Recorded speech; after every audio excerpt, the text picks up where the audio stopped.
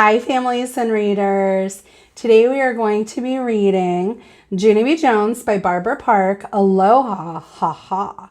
We're going to be reading chapter 5. Remember last time we read about the sandwich and she was in the middle of a grumpy lady sandwich. So now we're going to find out what happened after takeoff. Chapter 5, Tight Fit. The plane ride took forever and ever. Me and Philip Johnny Bob ran out of stuff to play with. Then finally, we took a teensy little nap. And when we woke up, at last, we were in Hawaii.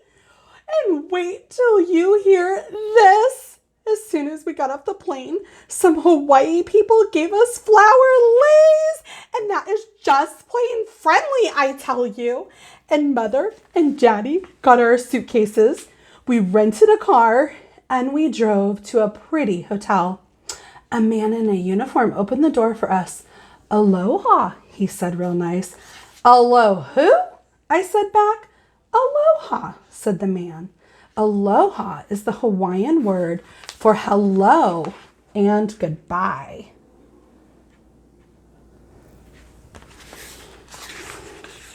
I smiled. Hey, I like that word of aloha, I said. It sounds like it's laughing, sort of. Aloha, ha-ha. After that, I skipped inside the hotel and my eyes popped right out of my head because wowie, wow, wow, it was the most beautiful establishment I ever even saw. It had lots of colorful flowers and tall, skinny palm trees. Plus, outside, there were 2 different kinds of water. First, there was an ocean with a real, actual beach. Plus, also, there was a swimming pool with a real, actual diving board. And that is not even the end of the beauty, on account of when we went to our room, there were 2 giant beds the size of a queen. I threw out my arms real joyful. Hawaii, I said, you gotta love it. Then I twirled and twirled and I crashed into one of the beds and I fell on the softy carpet. It was very thick and plushy. I did a yawn, then I curled up very comfortable and I closed my eyes. Daddy came over and picked me up. Then Mother put me to bed and I slept all the way till morning. The sun shined in my eyes. I stretched very sleepy. Oh, and I looked all around the beautiful room. Then bingo, I remembered. I am in Hawaii, I said. I jumped out of bed and I jiggled Mother and Daddy awake. Aloha-ha-ha, people. Aloha-ha-ha, I hollered. We're in Hawaii. We're in Hawaii. After that, I ran to the window and I looked at all the water. Let's go to the pool. Let's go to the pool, I hollered again. Mother and Daddy sat up and yawned. Then they looked at each other and they flopped back on their pillows again. Old people on vacation are not that fun. I did a big breath at those 2. Then I went to their bed and I jiggled them some more till they got up. Then finally they got dressed and we went to a restaurant for breakfast. And yippee, yippee, hooray! Right after we ate, it was time for the pool. Only here is the happiest part of all. On our way to the pool, we passed a gift shop window and I saw the cutest swim ring in the whole entire world. Mother, Daddy, look at that swim ring. It looks exactly like a parrot. See it? See it? Isn't it cute? Huh? Isn't it? The gift shop lady heard me being gushy. She took the swim ring out of the window and she handed it to me. "It's the last one we have," she said. I jumped up and down, very urgent. "The last one, the last one. Can I have it, Mother? Can I have it, Daddy? Please, please, please." I said, "If you buy me this one swim ring, I won't ask for one other thing. Not for this whole entire trip." Mother and Daddy looked suspicious at me, because that was a fib, of course. "But you don't even need a swim ring, Junie B," said Daddy. "You learned how to swim 2 years ago." "Exactly," said Mother. "Plus this swim ring is way too small for you, honey. It's meant for children much younger than you are." I jumped up and down some more. But I know I can fit in this thing, Mother. I just know I can. I am thin as a noodle." I folded my hands, real begging. "Please, can I have it? Please, please, please." Daddy ran his fingers through his hair. That is a good sign, usually. Then finally, he took my parrot swim ring and he gave the gift lady some money. I hugged and hugged him, very happy. "Thank you, Daddy. Thank you. Thank you. You are the nicest daddy in the whole entire world." After that, I skipped to the pool with my parrot swim ring and I tried to put it on. But it was way too tight to fit. Daddy watched what I was doing. "It looks like your mother was right, Junie B," he said. "That swim ring is much too small." No, it isn't, Daddy. "I know I can fit into this parrot," I said. "I am positive I can." I thought for a second. Then I walked to the edge of the pool and I dropped my swim ring in the water.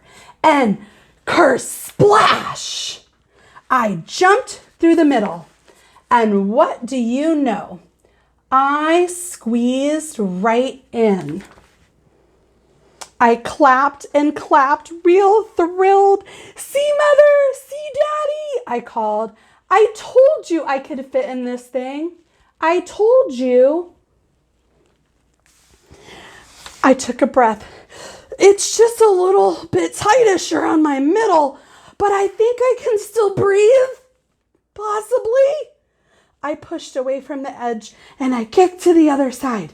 "Did you see me swim over here, Mother? Are you watching me, Daddy? This parrot is speedy fast." My stomach did a wince. "Also, I am in severe pain," I shouted.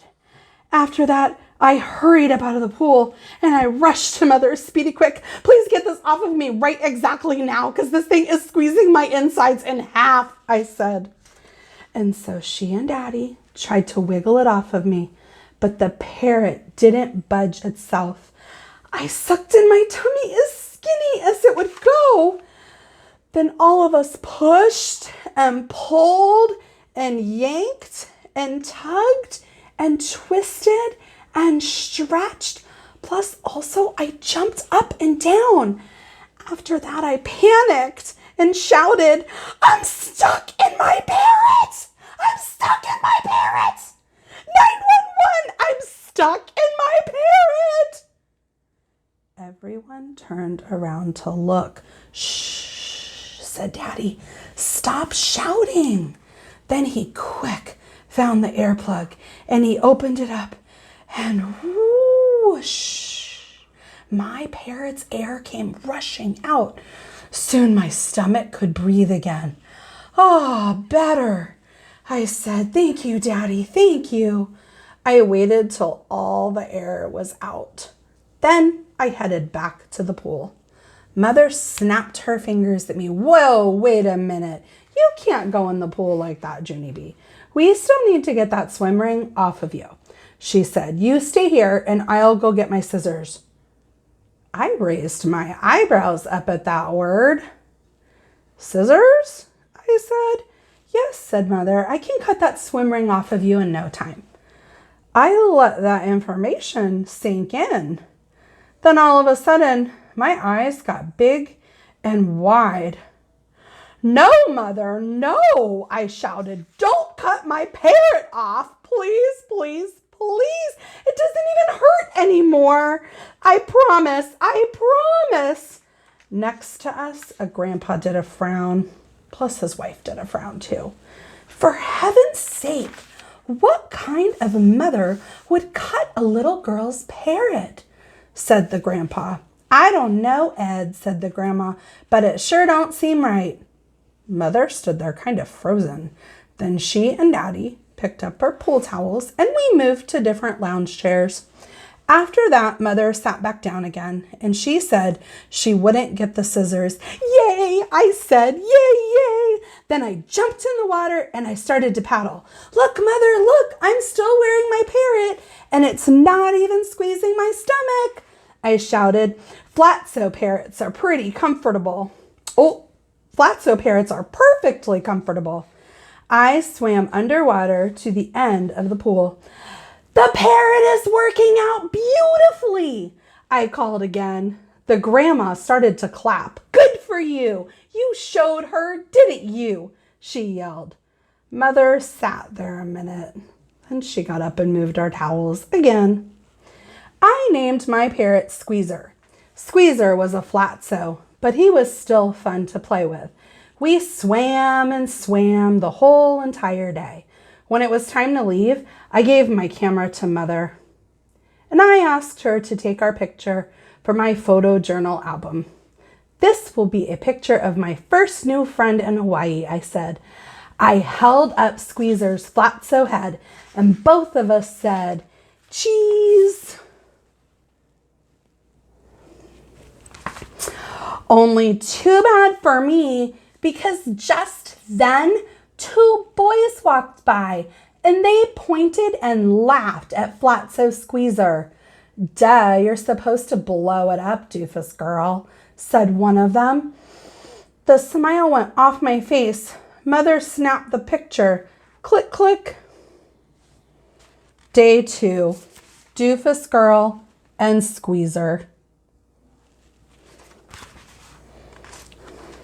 Happy reading. See you next time.